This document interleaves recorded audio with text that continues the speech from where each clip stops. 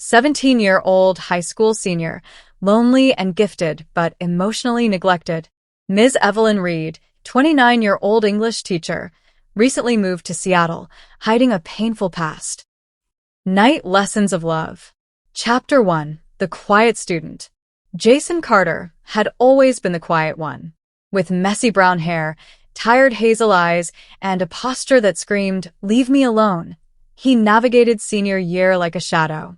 At school in Seattle, nobody bothered him. His father was never home, his mother had died 4 years ago, and his grades were slipping, especially in English. That's when Ms. Evelyn Reed came into his life. She had only started teaching at Lakeside High 2 months ago. With calm green eyes and a voice soft enough to soothe pain, she carried herself like a woman who'd seen things and survived them. Jason noticed how her smile never quite reached her eyes. After yet another failed English assignment, she asked him to stay after class.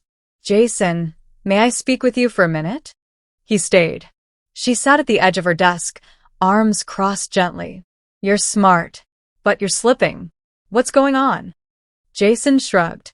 "It's just English." She smiled. "It's not just English. It's expression. It's about being heard. Maybe you're just not ready to be." That line stayed with him. Before he left, she added, "I offer private tutoring. Evenings. If you're open to it." He paused. "Like, at my place? If your parents are okay with it. Or at mine. Whichever feels right." That night, he said yes. Chapter 2. The First Night. The first session was at her apartment, Unit 3C, tucked behind a row of maple trees, with the smell of rain and coffee welcoming him in. The place was minimalistic, books stacked everywhere, candles on shelves, and a piano in the corner. Jason was nervous, but Evelyn made it feel natural. They worked on his essay. She sat close. Her perfume was soft, lavender, maybe. She leaned over his notebook, guiding his hand with her fingers. Jason's heart raced. She didn't notice, or pretended not to. When he left, it was already past 9. Her voice followed him to the door. "You're doing better. Don't give up on your voice." He smiled for the first time in weeks. Chapter 3. Broken Pieces. The sessions became routine, every Monday and Thursday night. But their conversations started moving beyond essays. He asked about her books. She asked about his music. He told her his father hadn't spoken more than 10 words to him all year.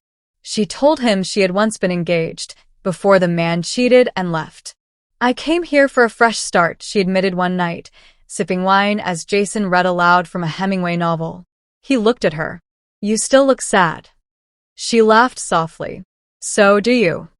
They sat in silence. But something heavy, invisible, was growing between them. Chapter 4. Candlelight Confessions. One Thursday, it rained hard. Thunder rattled the windows, and the power went out halfway through their session. Evelyn lit candles. Jason sat across from her, watching the flame flicker in her eyes. "I hate storms," she said. He asked why. "Because they always bring back memories I try to forget." He leaned forward. "What kind of memories?" She hesitated. "Ones where I thought I was loved, but I wasn't." He swallowed. "I know how that feels." She looked at him, really looked. And in that moment, something shifted. She reached for his hand, only briefly, but it was enough to make him feel seen.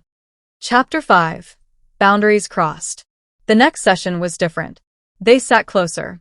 Her laughter was more genuine. Jason, now 18, felt himself pulled toward her more each time. That night, after a long silence, he asked, "Do you ever feel something more?" She froze. Then, "Jason, don't." "Why not?" "Because this can't happen." "Why?" "Because you're still my student. But I won't be forever." She stood up, backing away. "I need you to go." "Now."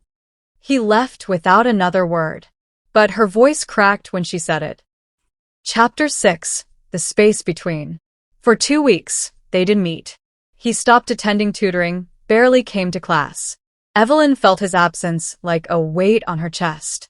One night, he left a book outside her door, a copy of The Great Gatsby with a note. You told me not to give up on my voice. I won't, but I'm still waiting for yours.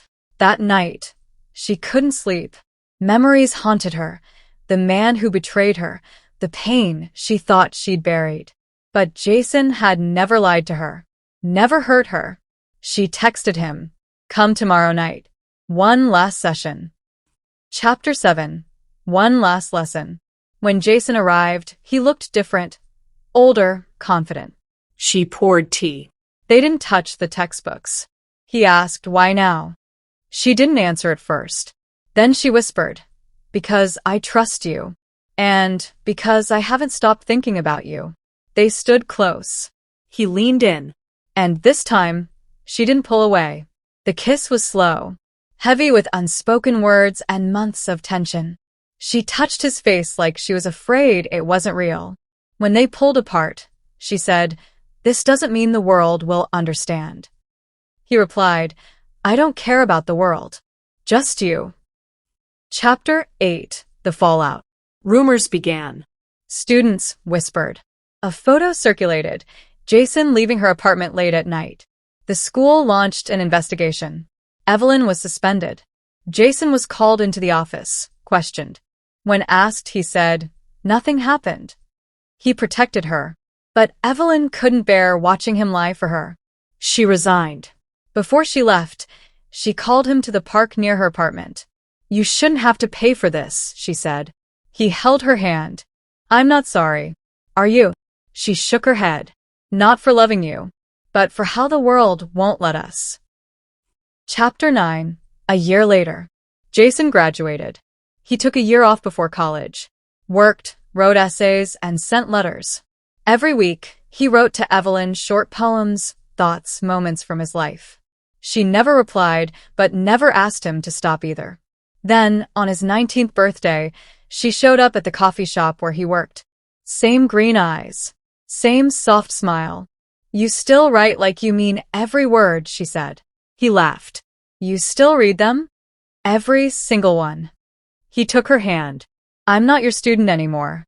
She smiled. "And I'm not afraid anymore." Chapter 10. The Real Beginning. They didn't rush into anything. They went slow, dates, conversations, late-night walks. And love, real love, grew from the soil of pain and patience. People judged, but they endured, because some connections don't follow rules. Some lessons begin when the textbook closes. And in the quiet of a rainy night, by candlelight, Jason once again read her a story. Not from a book, but from his heart. She kissed him and whispered, "This is the only lesson I ever really wanted to teach." The end.